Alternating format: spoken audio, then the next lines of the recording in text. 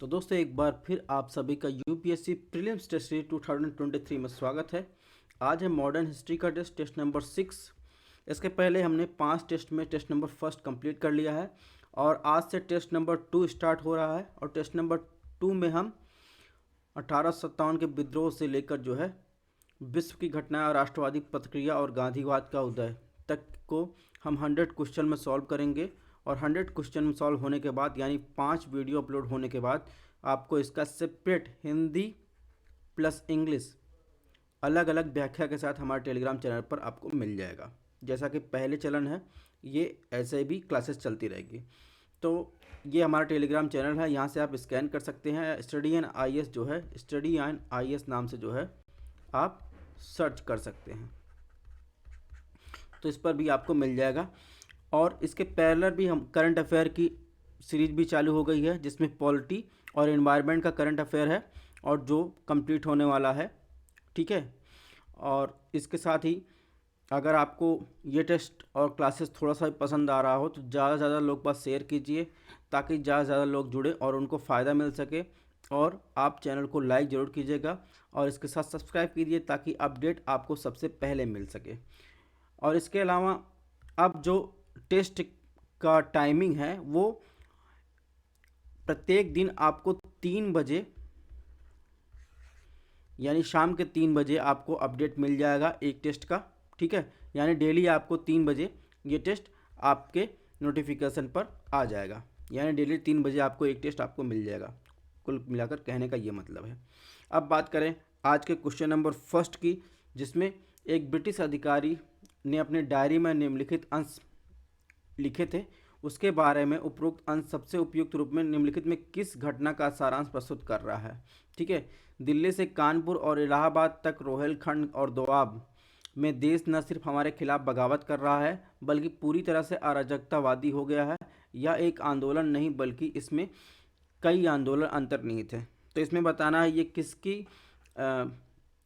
कौन से विद्रोह या आंदोलन की लड़ाई के बारे में अंग्रेज अधिकारी ने लिखा है। तो ये जो सारांश है इसको 19 जून को निराश गवर्नर जनरल लॉर्ड कैनिंग ने लिखा था। ठीक है, उन्होंने लास्ट में लिखा था यह एक आंदोलन नहीं बल्कि इसमें कई आंदोलन अंतर्निहित है, यानी उनकी डायरी का एक खंड है। और ये जो है 29 मार्च 1857 का जो विद्रोह चालू हुआ था, यानी 1857 के विद्रोह से ये संबंधित है। ठीक है, क्वेश्चन नंबर 2 की बात करें, 1857 के विद्रोह के बाद के संबंध में निम्नलिखित कथनों पर विचार करें, कौन सा कथन सही है। ऑप्शन 1 की बात करें, ब्रिटिश भारत सरकार ने देश के सभी शासकों को आश्वासन दिया कि भविष्य में उनके क्षेत्र पर कब्जा नहीं किया जाएगा। ऑप्शन 2 की बात करें सॉरी ऑप्शन 2 की बात करें, वायसराय को भारत के शासन से संबंधित सभी मामलों के लिए जिम्मेदार बनाया गया था। ऑप्शन 3, भारत में भारतीय सेना सैनिकों का अनुपात कम हो गया और यूरोपीय लोगों की संख्या में वृद्धि हो गई। तो आपको बताना है 1857 का विद्रोह जब समाप्त किया गया, ये समाप्त हो गया, उसके बाद की इन तीनों घटनाओं में से कौन सा सही है।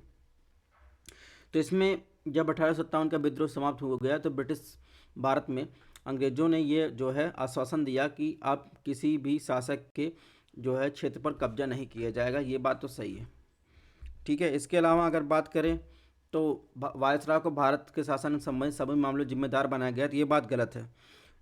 जब 1857 का विद्रोह समाप्त हुआ तो 1858 में ब्रिटिश संसद ने एक नया एक्ट पारित किया।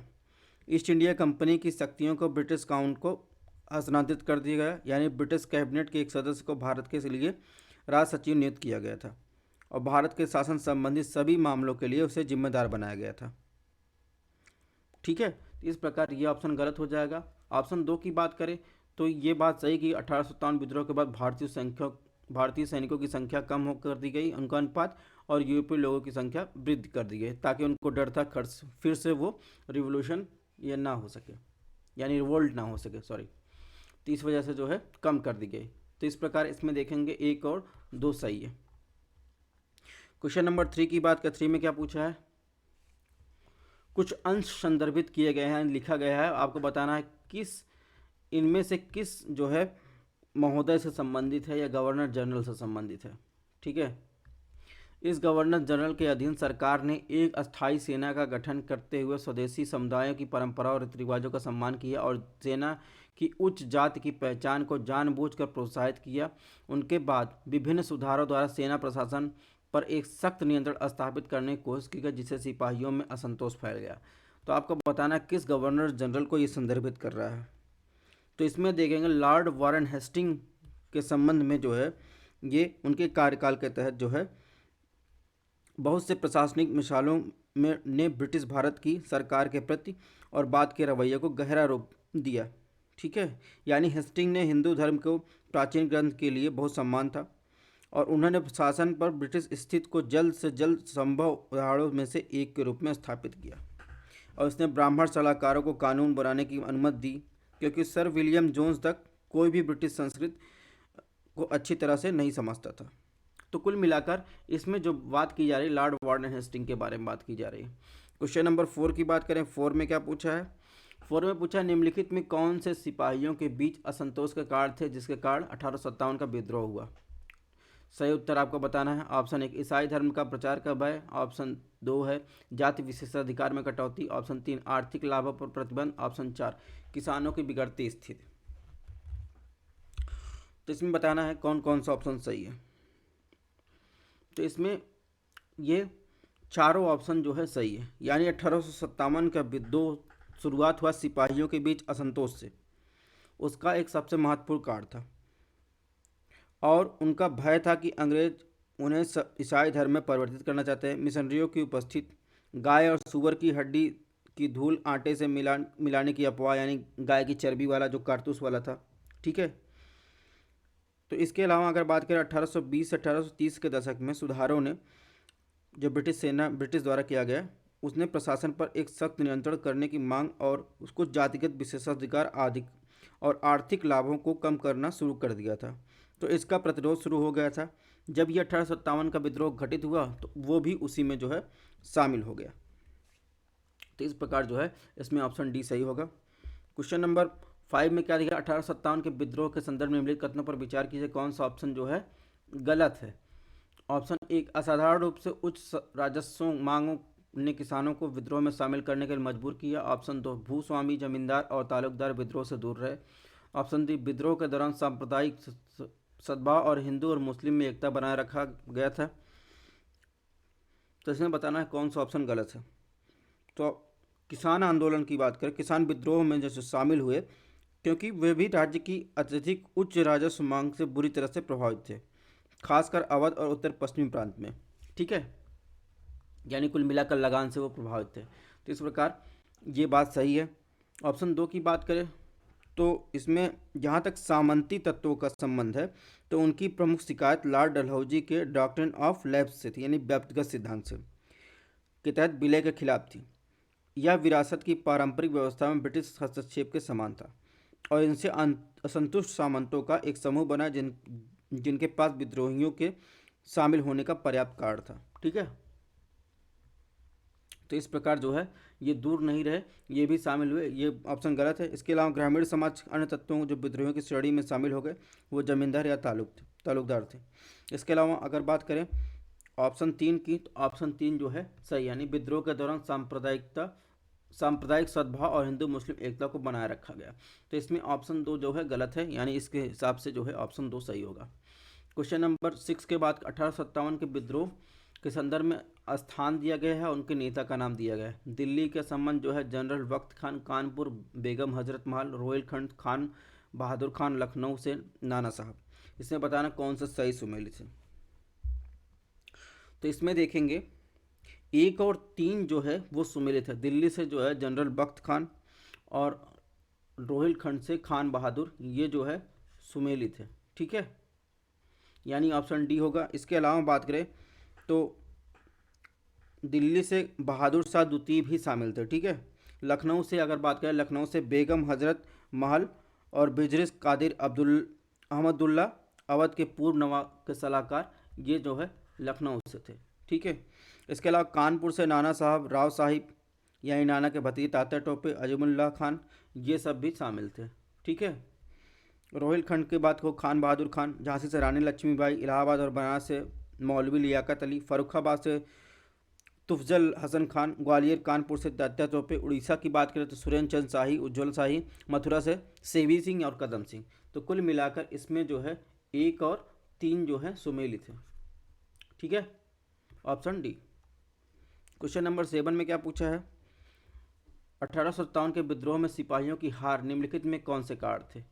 सही उत्तर आपको बताना है। ऑप्शन 1 एकीकृत कार्यक्रम विचारधारा का अभाव, ऑप्शन 2 एक अति आवश्यक अखिल भारतीय चरित्र का अभाव, ऑप्शन 3 गोरखा बॉम्बे और बंगाल रेजिमेंट के सिपाहियों की भागीदारी का अभाव, ऑप्शन 4 परिष्कृत हथियारों और गोला बारूद की कमी, ऑप्शन 5 शिक्षित भारतीय बुद्धिजीवियों के समर्थन की कमी। तो इसमें आपने देखा है कि शिक्षित और बुद्धिजीवियों की समर्थन कमी, ये बात तो जो है सही है। ठीक है, और इसके अलावा उनके पास हथियार गोला बारूद की कमी थी, ये बात भी सही है। अगर बात करें विद्रोह के मुख्य रूप से बंगाल सेना को प्रभावित किया, जबकि मद्रास और बॉम्बे रेजिमेंट शांत रहे। ठीक है, बॉम्बे और मद्रास रेजिमेंट की बात करें तो वो शांत रहे, जबकि पंजाबी और गोरखा सैनिकों ने वास्तव में विद्रोह को दबाने में मदद की। तो इस प्रकार जो है ये ऑप्शन गलत हो जाएगा। ऑप्शन 2 की बात करें तो ऑप्शन जो है ये सही है, यानी एक अति आवश्यक अखिल भारतीय चरित्र का अभाव था। यानी भले ही विद्रोह ने विशाल क्षेत्र को घेर लिया था, व्यापक सहानुभूति प्राप्त की थी, या पूरे देश को ये शामिल नहीं कर सका था फिर भी। इसके अलावा ये बात तो सही है, एकीकृत कार्यक्रम विचारधारा का अभाव था, ये बात भी सही है। यानी इसमें 1 2 4 5 सही है, यानी ऑप्शन बी।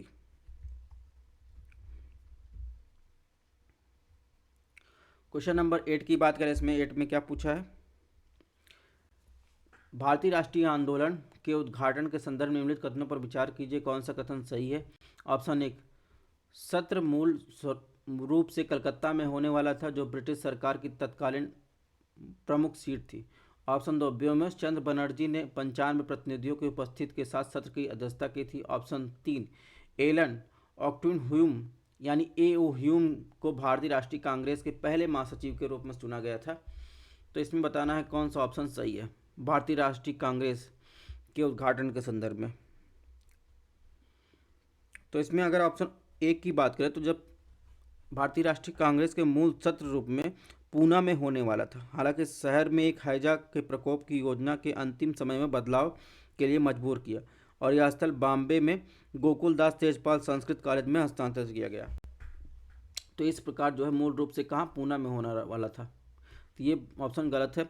ऑप्शन 2 की बात करें, ऑप्शन 2 भी गलत है, यानी सत्र की अध्यक्षता करने वाले डब्ल्यू.सी. बनर्जी सहित कुल 72 प्रतिनिधियों की उपस्थिति में थे, जबकि अधिकांश 38 प्रतिनिधि बम्बई थे और केवल 4 बंगाल थे। इस प्रकार संगठित राजनीति के बदलाव का प्रदर्शन कर रहे थे। बॉम्बे ने धीरे धीरे नेतृत्व में बंगाल को पीछे छोड़ दिया, ये भी गलत है। ऑप्शन 3 की बात करें तो ए.ओ. ह्यूम भारतीय राष्ट्रीय कांग्रेस के पहले महासचिव के रूप में चुना गया, ये बात जो है सही है।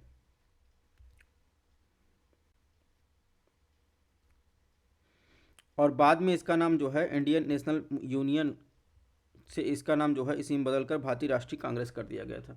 तो इस प्रकार जो है इसमें कौन सा ऑप्शन सही है, इसमें ऑप्शन जो है सही पूछा है, तो ऑप्शन 3 जो है सही है। क्वेश्चन नंबर 9 की बात करें, 9 में दोस्तों क्या पूछा है, 9 में पूछा है अपने प्रारंभिक वर्षों में भारतीय राष्ट्रीय कांग्रेस मुख्य रूप से शहरी अभिजात वर्ग, मध्यम वर्ग के पेशेवर और जमींदारों से बनी थी। ऑप्शन 2 की बात करें तो इसमें कांग्रेस को घोषित लक्ष्यों में से एक भारत के लोगों के बीच सभी प्रांतीय पूर्वाग्रहों का उन्मूलन था, कौन सा कथन सही है।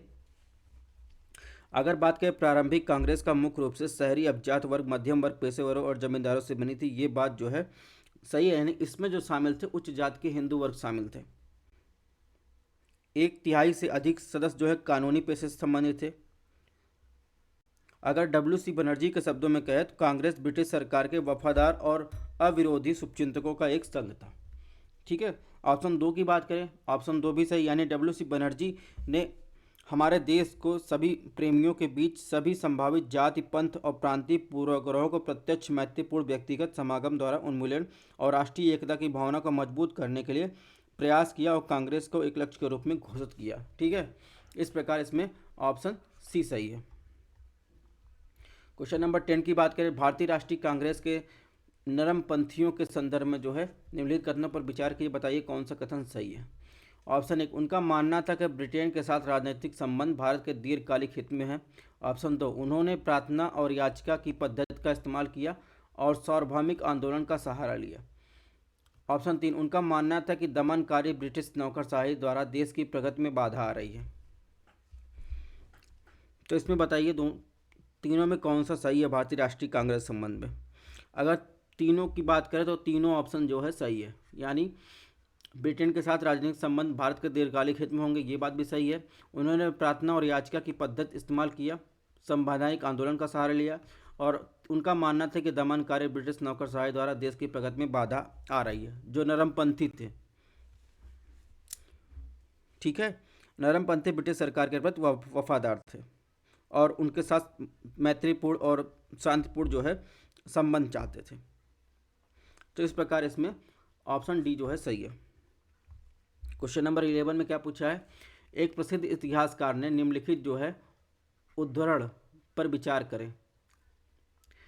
सरकारी कार्रवाई या निष्क्रियता का विरोध करने वाले उनके संकल्प हमेशा निंदा के बजाय पछतावा और मांग के बजाय सुझाव देंगे। उपरोक्त उद्धरण स्वतंत्रता पूर्व भारत के निम्नलिखित में से किस राजनीतिक संस्था की कार्यशैली की एक टिप्पणी है। तो नरमपंथियों की जैसे हमने बात की ऊपर, तो सरकारी कार्रवाई निष्क्रियता का विरोध करने वाले उनका संकल्प हमेशा निंदा के बजाय पछतावा और मांग को सुझाव देंगे। तो ये से हमेशा देखने लगता है, ये हमेशा नरमपंथियों की विचारधारा रही है, यानी नरमपंथियों की सीमित मांगों को हमेशा ऐसी भाषा में रखा जाता था जो कोमल और सतर्क हो। ठीक है, यानी इसका संबंध नरमपंथी से। क्वेश्चन नंबर 12 की बात करें, इसमें क्या पूछा, निम्नलिखित घटनाओं पर विचार करें। ऑप्शन 1, लंदन में भारतीय राष्ट्रीय कांग्रेस की ब्रिटिश समिति का गठन किया। ऑप्शन 3, तीसरा एंग्लो बर्मा युद्ध। ऑप्शन 4, भारतीय राष्ट्रीय कांग्रेस का पहला मुस्लिम अध्यक्ष। ऑप्शन 4, चापेकर ब्रदर्स और WC रैंड की हत्या। तो आपको सही कालानुक्रमण आप बताना है। ठीक है, तो अगर बात करें तीसरा एंग्लो बर्मा युद्ध, ये कब हुआ था। तीसरा एंग्लो बर्मा युद्ध 1885 में 19वीं सदी के बर्मा और अंग्रेजों के बीच 3 युद्धों में से एक था और अंतिम था। ठीक है, 1885 में जो है ऊपरी बर्मा के विलय की निंदा की थी कांग्रेस ने। इसके बाद भारतीय राष्ट्रीय कांग्रेस का प्रथम मुस्लिम अध्यक्ष की बात करें तो ये कब चुना गया, ये 1887 में, और बरुद्दीन तैयबजी जो है इसके अध्यक्ष बने। इसके अलावा अगर बात करें भारतीय राष्ट्रीय कांग्रेस की ब्रिटिश समिति जो है, ये जो है लंदन में बात करें तो 1889 में। यह ब्रिटेन में भारतीय मुद्दों के बारे में जागरूकता बढ़ाने के उद्देश्य से बनाया गया था, जो है लंदन भारतीय राष्ट्रीय कांग्रेस की ब्रिटिश समिति की बात कर रहे हैं। इसके अलावा चापेकर और WC रैंडे की हत्या की बात करें तो ये जो है 1897 में 22 जून 1897 को दामोदर हरिचापेकर और बालकृष्ण हरिचापेकर, 2 भाइयों के राहत उपायों के गलत संचालन के लिए पूना में प्लेग आयुक्त WC रैंड की हत्या कर दी गई थी। तो कुल मिलाकर इसमें देखेंगे ऑप्शन ए जो है इसका सही आंसर है। क्वेश्चन नंबर 13 की बात करें, 13 में क्या पूछा है, निम्नलिखित कथनों पर विचार करें, कौन सा कथन सही है।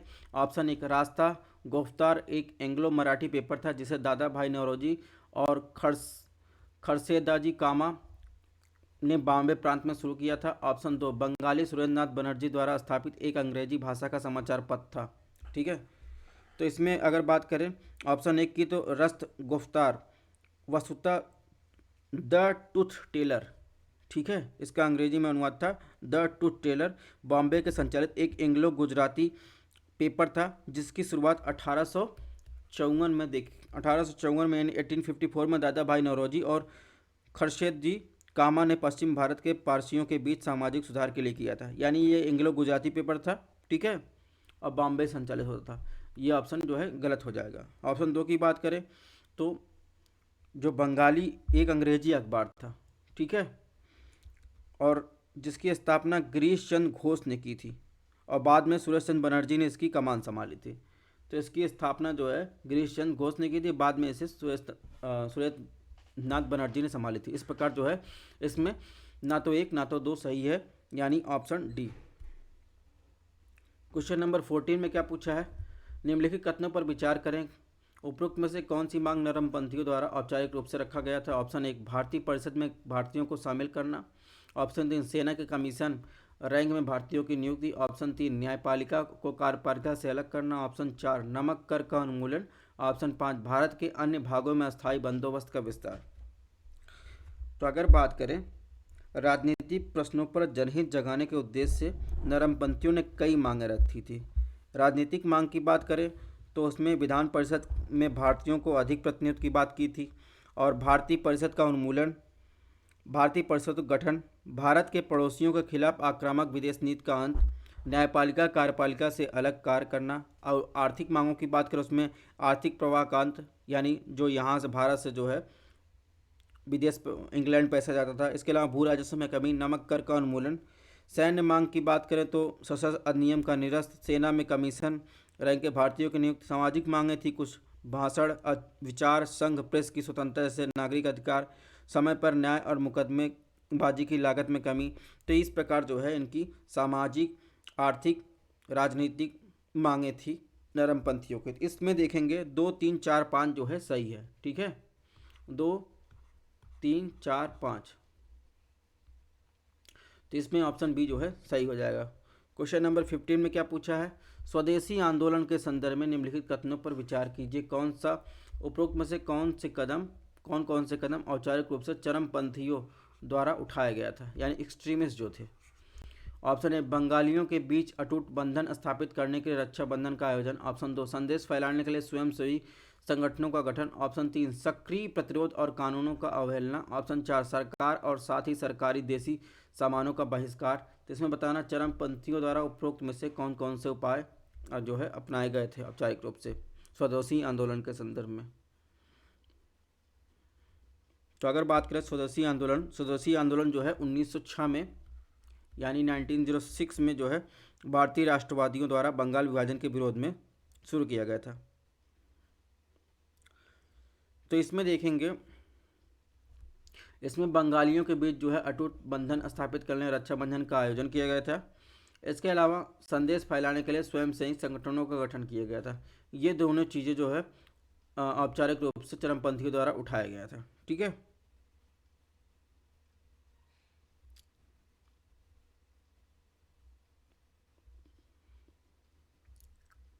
तो इस प्रकार इसमें ऑप्शन ए जो है सही है।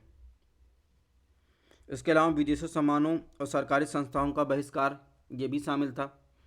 ठीक है, राष्ट्रीय शिक्षा कार्यक्रम, बहुत सारी चीज़ें इसमें शामिल थी, यानी जनसभाएं की गई, जुलूस निकाले गए, वंदे मातरम गायन किया गया, स्वयं सेवकों संगठनों समितियों का गठन किया गया।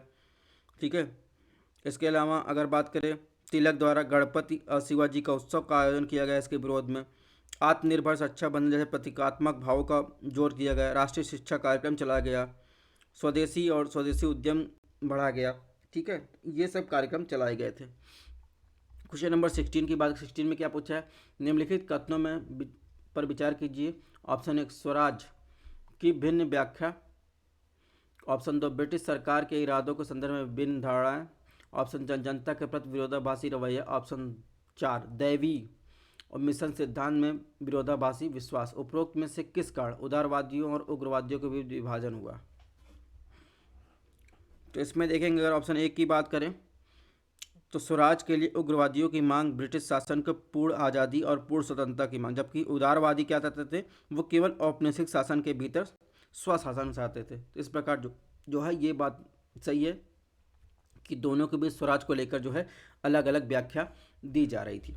ऑप्शन 2 की बात करें, ऑप्शन 2 जो है सही है, यानी ब्रिटिश सरकार के इरादे के संदर्भ में अब उनकी जो है विभिन्न मतें थी। यानी अगर उदारवादी क्या जाता है, निष्पक्षता की असीम विश्वास था उनको ब्रिटिश न्याय में, जबकि उग्रवादी क्या जाता है, उन्हें राजनीतिक संबंध में भारत के ब्रिटिश शोषण का वो कायम रखेंगे, वो उनका विचार था उग्रवादियों का। ऑप्शन 3 की बात करें तो जनता के प्रति विरोधाभासी रवैया था, ये बात भी सही है, यानी चरमपंथियों को व्यापक जन विद्रोह में जनता भाग लेने और बलिदान के लिए जनता की क्षमता में अत्यधिक विश्वास था, जबकि नरमपंथियों का मानना था कि आंदोलन मध्यम वर्ग और बुद्धिजीवियों तक सीमित होना चाहिए। ऑप्शन 4 की बात करें तो ऑप्शन 4 भी सही है। ठीक है, यानी दैवी सिद्धांत यह मानता था कि भारत में अंग्रेजों का विजय एक ईश्वरीय उद्देश्य था। शाही ब्रिटेन के पास भारत का विकास आधुनिकीकरण करने के लिए ईश्वर की मंजूरी थी। नरमपंथियों ने जहां इस सिद्धांत को स्वीकार किया, वहीं चरमपंथियों ने इसे एक भ्रम के रूप में इसे खारिज कर दिया। इस प्रकार इसमें ऑप्शन डी जो है सही होगा। क्वेश्चन नंबर 70 में क्या पूछा है, निम्नलिखित कथनों पर विचार कीजिए। उग्रवादियों के विपरीत उदारवादी स्वदेशी आंदोलन के केवल बंगाल तक सीमित रखना चाहते थे। ऑप्शन 2, उग्रवादियों के विपरीत उदारवादी विधान परिषदों और सरकारी कार्यालयों के बहिष्कार पर विचार के विरोधी थे। कौन सा कथन सही नहीं है? ठीक है, अगर अभी मैंने व्याख्या बताई ही कि हालांकि दोनों गुट ने स्वदेशी और बंगाल के बहिष्कार आंदोलन के विचार का समर्थन किया था, इतना मतभेद होने के बावजूद, लेकिन विभाजन का विरोध करने के तरीकों को लेकर मतभेद पैदा किए। चरमपंथी बहिष्कार और स्वदेशी आंदोलन को बंगाल के बाहर क्षेत्रों तक भी फैलाना चाहते थे, और जबकि नरमपंथी आंदोलन बंगाल तक सीमित रखना चाहते थे। ठीक है, उदारवादी बंगाल तक सीमित रखना चाहते थे, जबकि उग्रवादी इससे बाहर। इस प्रकार ये ऑप्शन जो है सही है। ऑप्शन 2 की बात करें, ऑप्शन दो भी सही है, यानी उग्रवादियों के विपरीत उदारवादी विधान परिषदों और सरकारी कार्यालयों के बहिष्कार के विचार के विरोधी थे। तो इसमें जो है, इसमें ऑप्शन डी जो है सही होगा।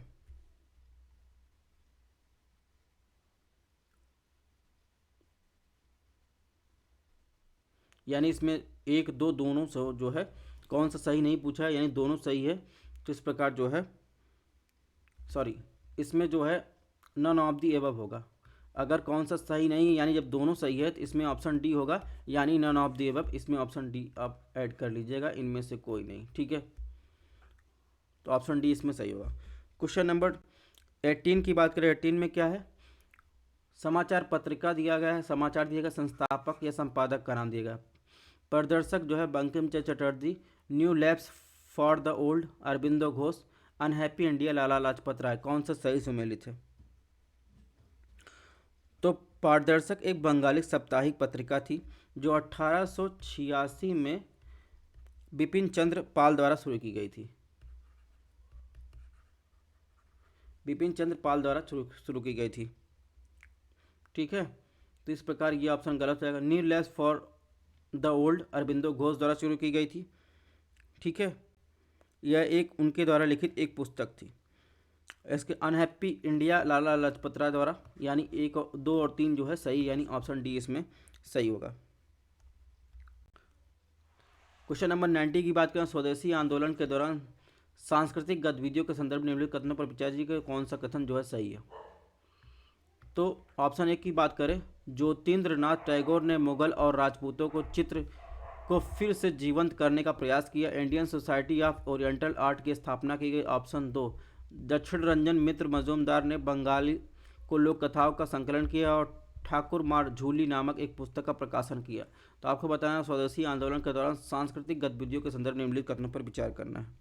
अगर बात करें, अविन्द्रनाथ टैगोर और उनके शिष्यों ने पश्चिमी शिक्षा जाल और प्रलोभन का विरोध किया और मुगल और राजपूत चित्रों का कायाकल्प किया। उन्होंने Indian society of oriental art की स्थापना की। दूसरी ओर ज्योतिन्द्रनाथ टैगोर ने शास्त्रीय भारतीय संगीत को बढ़ावा देने के लिए 1897 में भारतीय संगीत के समाज की स्थापना की। इस प्रकार ऑप्शन 1 जो है गलत हो जाएगा। ऑप्शन 2 की बात करें, ऑप्शन 2 सही है। यानी अगर डी मिश्रा की बात करें तो परियों की कहानियों और बाल साहित्य के बंगाली के एक प्रसिद्ध भारतीय लेखक थे, और बंगाली साहित्य में उनका प्रमुख योगदान 4 खंडों में बंगाली लोक और परियों की कहानियों का संग्रह था। ठीक है, और ठाकुर मार झूली जिसे स्वदेशी आंदोलन के दौरान संकलित किया गया था। तो इस प्रकार ऑप्शन 2 जो है सही, यानी इसमें ऑप्शन बी जो है सही होगा। क्वेश्चन नंबर 20 की बात करें, इसमें क्या पूछा है, एनी बेसेंट के संदर्भ निम्नलिखित कथनों पर विचार कीजिए, कौन सा ऑप्शन गलत है। ऑप्शन 1, उन्होंने न्यू इंडिया और कॉमनवेल्थ शीर्षक से समाचार पत्र प्रकाशित किए। ऑप्शन 2, वो थियोसॉफिकल सोसाइटी के संस्थापक थी। ऑप्शन 3, वे भारतीय राष्ट्रीय कांग्रेस की अध्यक्ष बनने वाली अंग्रेजी मूल की पहली व्यक्ति थी। ऑप्शन 4, कलकत्ता में सेंट्रल हिंदू कॉलेज की स्थापना उनके प्रयास के महत्वपूर्ण कदम थे। तो इसमें बताना इनमें से कौन सा गलत है। अगर बात करें ऑप्शन 1 की, तो उन्होंने न्यू इंडिया और कॉमनवेल्थ शीर्षक से समाचार पत्र प्रकाशित किए थे, ये बात जो है सही है, यानी 1915 में ये दोनों पत्र प्रकाशित हुए थे। इसके अलावा ऑप्शन 2 की बात करें तो थियोसॉफिकल सोसाइटी की स्थापना न्यूयॉर्क में मैडम HP ब्लॉस की, और जो एक रूसी महिला थी, और कर्नल HS 1875 में ओलकाट एक अमेरिकी बन गए थे। एनी बेसेंट 1907 में समाज के अध्यक्ष, यानी थियोसॉफिकल सोसाइटी के समाज के अध्यक्ष बने। ठीक है, तो ये इनकी संस्थापक नहीं थी। ऑप्शन 3 की बात करें, ऑप्शन 3 भी गलत है, यानी कांग्रेस के अध्यक्ष बनने वाली अंग्रेजी मूल के पहले व्यक्ति जॉर्ज ज्यूले थे। एनी बेसेंट भारतीय राष्ट्रीय कांग्रेस की कमान संभालने वाली पहली महिला थी। ठीक है, ये भी ऑप्शन गलत है। ऑप्शन 4 की बात करें, ऑप्शन 4 भी जो है गलत है, यानी 1898 में बनारस में सेंट्रल हिंदू कॉलेज की स्थापना और उनके प्रयासों का महत्वपूर्ण थे। तो कलकत्ता की बात नहीं थी, ये बनारस के सेंट्रल हिंदू कॉलेज की स्थापना में उनके प्रयास महत्वपूर्ण थे। तो इस प्रकार जो है इसमें जो है कौन सा ऑप्शन गलत है, 2, 3, 4 जो है गलत है, यानी ऑप्शन बी। तो दोस्तों इस प्रकार हमारा टेस्ट नंबर 6 जो है मॉडर्न हिस्ट्री का पूरा हुआ। आपको इसकी पीडीएफ हमारे टेलीग्राम चैनल पर मिल जाएगी। अगर आपको टेस्ट थोड़ा सा भी पसंद आ रहा हो, चैनल को लाइक, सब्सक्राइब, शेयर जरूर कीजिएगा, क्योंकि टेस्ट बहुत सारे होने वाले हैं। क्लासेस भी अपडेट आपको मिल जाएगी टाइमली। और ध्यान रखिएगा, डेली 3 बजे आपको ये क्लासेस टेस्ट की मिलेंगी। ठीक है, थैंक्स फॉर वॉचिंग। अपने हेल्थ का ध्यान रखिएगा। स्टे ट्यून, मिलते हैं नेक्स्ट टेस्ट और नेक्स्ट करंट अफेयर क्लास के साथ।